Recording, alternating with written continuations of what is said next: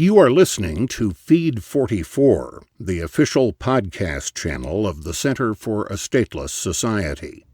C4SS is an anarchist think tank and media center. For more information, please visit c4ss.org. Wild and Free by Grant A. Mincy.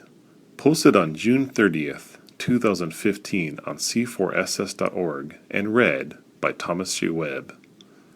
John Adams believed Independence Day would become a great anniversary festival. He was right. July 4th is a central holiday of the summer. Post-solstice, on this day folks celebrate with pomp parades, sports and games, the crackling of rifles, the blaze of bonfires, and the pop, flash, and fizzle of fireworks.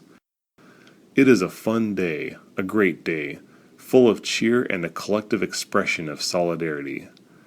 My family and I have developed our own unique tradition to ring in the declaration that officially split American colonies from the British Empire. We escape.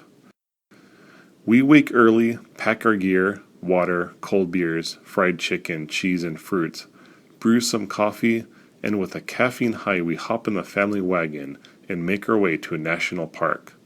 Theme song of the day? Well, for me it is, of course, Born Country by Alabama. I was born country, and that's what I'll always be, like the rivers and the woodlands, wild and free. We live in Knoxville, Tennessee, so we frequent the Great Smoky Mountains. When liberty is the theme of the day, it makes sense to us that we should spend said day in a wilderness. In wilderness, we live in wilderness. That's what I like to say.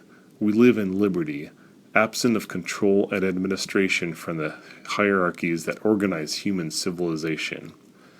It's nice to forget about the woes of society. Instead, we respect the territory of the black bear. It is interesting, every year, the bear's authority always seems legitimate. I thank them for reminding me of freedom.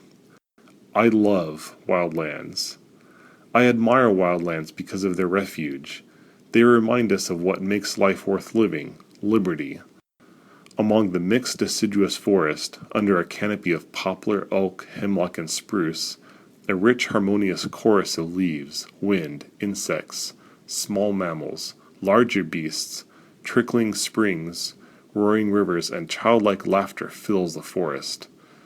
There is excitement, danger, solitude, cheer, and a common connection in wildlands. My heart beats proudly for humanity in open spaces. Here we are, traveling around the sun, building our lives with each other on an ancient earth for just an instant in deep time. I can think of nothing more inspiring or beautiful than that. So, for me, the old saying from American anarchist and conservationist Ed Abbey rings true. A patriot must always be ready to defend his country against his government. In protecting country from government, we protect ourselves from tyranny. The greatest gift wildlands provide is the ability to reflect upon our societies so that we may craft a civilization worthy of wilderness, worthy of freedom and the advancement of human liberty. I've often thought the national parks, though under government control, offer a model of liberation. Open spaces anywhere else, be it mountaintop removal coal mining across Appalachia, resolution coppers impeding assault on holy Apache land in Tonto National Forest, tar sands mining in the Great Boreal Forests, oil spills on the coasts, development on wetlands, growth machines in all hinterlands, and so on, are under the extreme archaism of the corporate state, modified forever, taken from future generations and lost to the commons.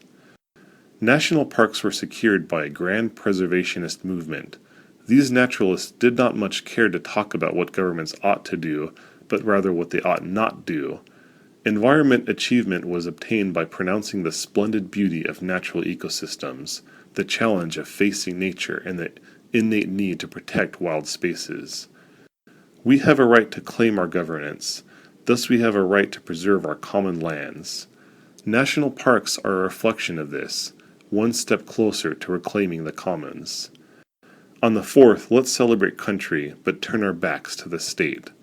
Love of country and love of community have nothing to do with allegiance to government. but rather faith in an informed conscience in spite of government. Discover the wilderness that awaits you. We'll be right behind you in liberty. You've been listening to Feed 44, the official podcast channel of the Center for a Stateless Society. C4SS is an anarchist think tank and media center. For more information, please visit c4ss.org.